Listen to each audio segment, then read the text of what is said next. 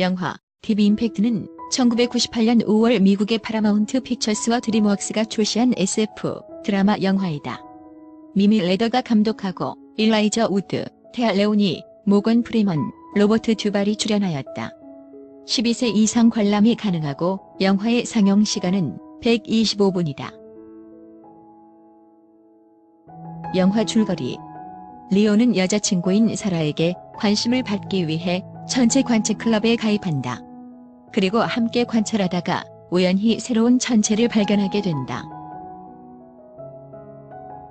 그들을 지도하는 선생님 또한 리오의 말대로 기존에 보이지 않던 천체라고 생각하고 애리조나 천체 연구소의 울프 박사에게 사진을 찍어 보낸다. 사진을 받은 울프 박사는 리오가 찍어보낸 혜성의 궤도를 시뮬레이션 해보는데 지구에 근접할 가능성이 상당하다는 사실을 알게 된다. 하지만 그 사실을 알리기 위해 데이터를 가지고 어디론가 가던 중 교통사고로 사망하게 된다. 그로부터 1년 뒤 앵커 자리를 노리는 야망 있는 기자인 제니는 최근 사임한 재무장관에 대하여 그의 비서에게서 그의 사임이 단순히 가족 문제가 아니라 엘리라는 여자 때문이라는 사실을 듣게 된다. 듣는 순간 섹스 스캔들 관련 특종이라 생각하여 제니는 이 내용을 파고든다. 재무장관을 직접 만나기도 하는데 재무장관은 자신의 사임은 가족과 함께 하고 싶어서 사임했다는 대답만 듣는다. 제니가 대통령과의 밀담에 대해서 알고 있다고 찔러보자 그럴 리가 없을 것이라면서 그 내용의 폭로는 역사상 최대의 특종이자 최대의 실수가 될 거라 말한다. 최대의 특종이라고 말한 것에 이상하다 생각하면서 방송국으로 돌아가던 제니는 갑자기 나타난 FBI 요원들에게 둘러싸여 모처로 향하게 된다. 그곳에서 만나게 된 것은 다름 아닌 대통령이었다. 제니는 대통령도 떠보는데 대통령은 엘리에 대해서 무엇을 아느냐고 묻더니만 2주 후엔 공식 발표를 할 거라면서 그때까지 입을 다문다면 기자회견장 맨 앞자리에서 맨 먼저 질문할 기회를 주겠다고 제안한다. 엘리와 대통령의 기자회견 등 모든 것이 이상하다고 생각하고 방송국으로 돌아와 엘리, 이 엘리라는 단어로 검색을 해보던 제니는 어쩌면 이것이 지구 멸망과 관련 있을지도 모르겠다 생각한다. 제니의 부모는 이혼한 상태이다. 아마도 아빠가 떠난 것이 원인인 듯 하지만 엄만 혼자 살고 있고 아빠는 제니 자신과 비슷한 또래의 여자와 재혼까지 한 상태다. 제니는 엄마를 안쓰럽게 여기며 아빠가 지금이라도 엄마와 재결합하길 원하지만 제니의 아빠는 전혀 그럴 생각이 없어 보인다. 2주 후 대통령은 기자회견을 하고 약속대로 제니에게 질문할 기회도 준다.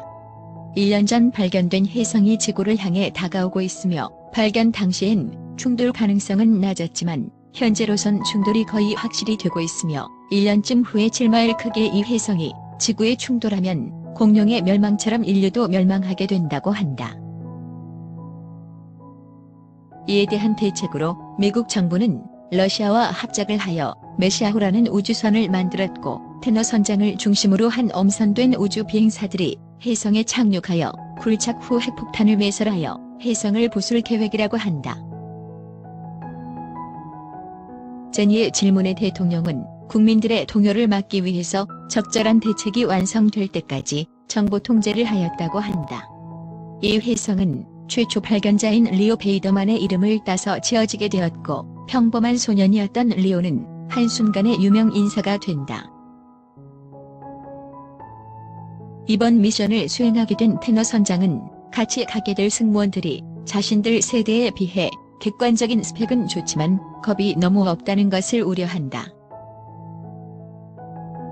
그 말이 사실인 게 다른 젊은 승무원들은 테너 선장이 단순히 실제로 달에 착륙한 경험이 있다는 이유로 상징으로서 팀에 끼게 되었을 뿐 단순한 노인이라고 여긴다. 테너 선장은 그런 승무원들에게 자네들이 많이 해본 시뮬레이션과 실제는 많이 다르다며 충고한다.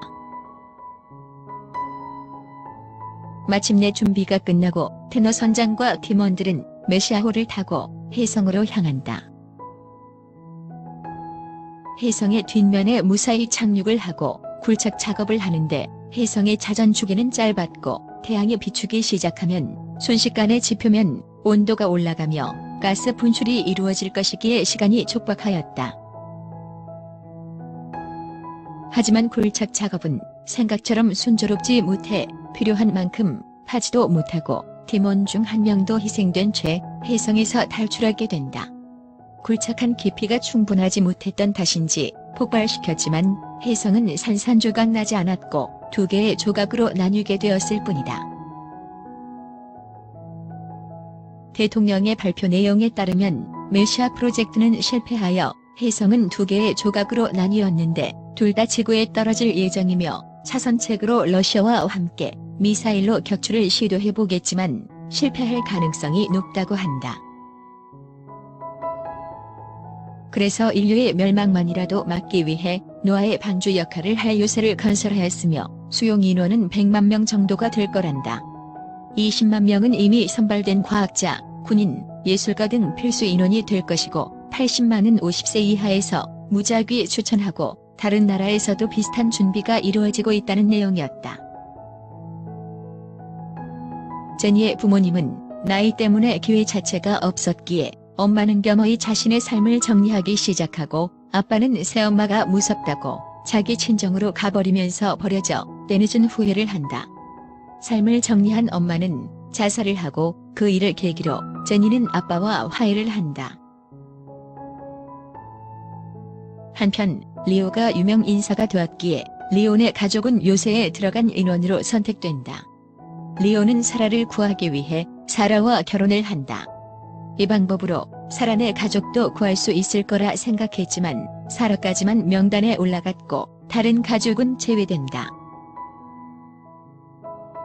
사라의 부모는 사라만이라도 보내려 하지만 사라는 가족을 버릴 수 없다며 떠나지 않는다. 리오는 가족과 함께 요새 앞까지 가지만 결국 사라를 구하기 위해 돌아간다. 결국 미사일을 통한 격추 또한 실패로 끝난다. 한편 테너 선장은 지구로 교환 중에 혜성의 변화가 생겼음을 감지한다. 태양에 가까워지면서 혜성의 얼음이 녹아서 구멍이 많아졌다고 한다. 작은 덩어리는 어찌할 수 없지만 큰 덩어리는 우리가 남은 핵폭탄으로 자폭을 하면 어찌해볼 수 있을 거란 의견이었다.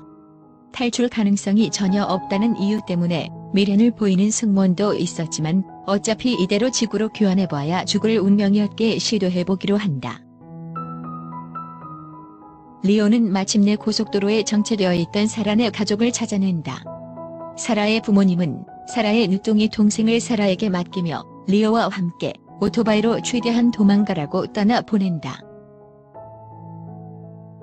한편 제니는 요새로 떠날 기회가 있었지만 싱글맘인 선배에게 자리를 양보하고 관계를 회복한 아버지와 마지막 시간을 함께하기 위해 어렸을 적 추억이 있는 해변으로 향한다.